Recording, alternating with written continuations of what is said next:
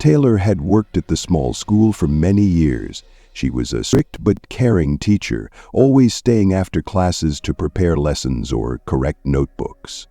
That evening, the school was lively. The autumn festival had passed, parents and students were going home, and the corridors were gradually sinking into silence. While clearing away the remains of the decorations in the assembly hall, Miss Taylor noticed a boy standing by the door. He was dressed in a dark school suit, his hair was slightly tousled, and he was holding a book in his hands. "Have you forgotten something?" she asked, looking at him. The boy looked at her silently. His face was calm, but his eyes seemed to look straight through her. "What is your name?" she continued, but there was no answer. She looked around, hoping to see one of the parents or teachers, but the corridor was empty. "Are they waiting for you at home?" she asked softly, taking a step closer. "I'm waiting," he finally whispered. His voice was quiet, almost inaudible. "Waiting for who?" Miss Taylor asked, but at that moment the light in the hallway flickered. When she blinked, the boy was gone.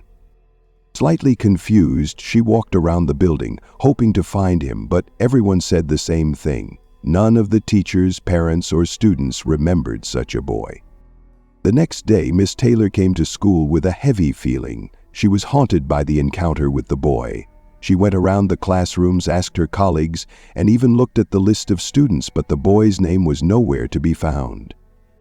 "Maybe he was a guest," the literature teacher suggested. But even this did not explain his sudden disappearance.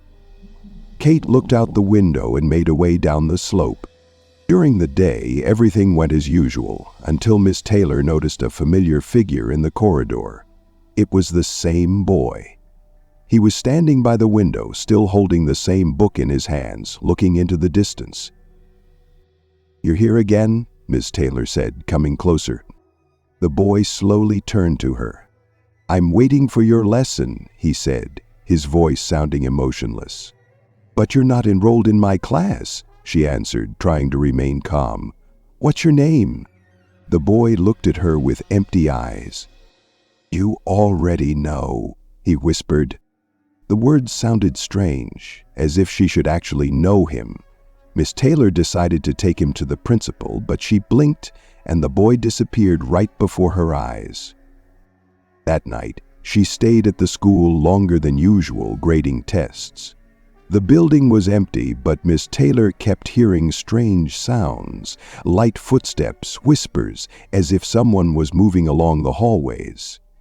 She walked out of her office and noticed the boy in the distance. His silhouette was motionless, but it seemed like he was looking right at her. "Stop playing with me," she said firmly, walking towards him. But the closer she got, the further the figure retreated, disappearing around the corner. Eventually, she found herself in an empty hallway, where the only sound was the echo of her own footsteps. Miss Taylor couldn't shake the feeling that the boy wasn't just disappearing, but leading her somewhere. His appearances became daily, each time he stood in the hallway, in the classroom, or by the window, looking at her with his empty eyes. One evening, staying at school late, she decided to find answers. She turned to the archives that were kept in the old caretaker's office.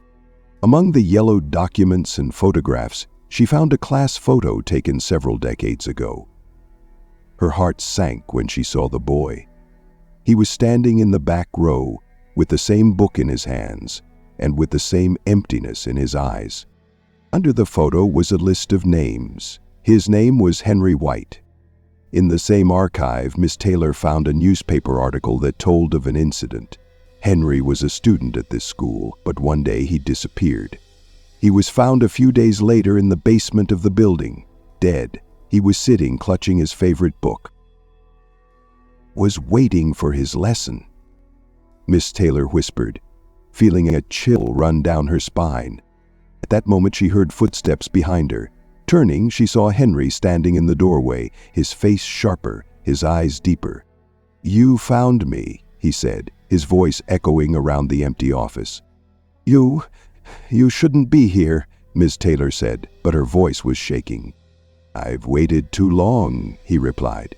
"You'll stay with me now." The light in the office began to flicker, and the air became heavy.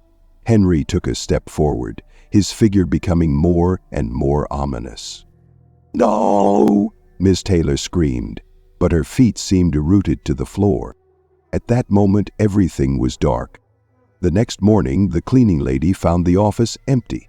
Miss Taylor's things were left on the table, but she was nowhere to be found. Teachers sometimes say they see a woman's figure in the school corridors, with a boy standing next to her. Their whispers carry through the silence, and the lights in the classrooms go out by themselves.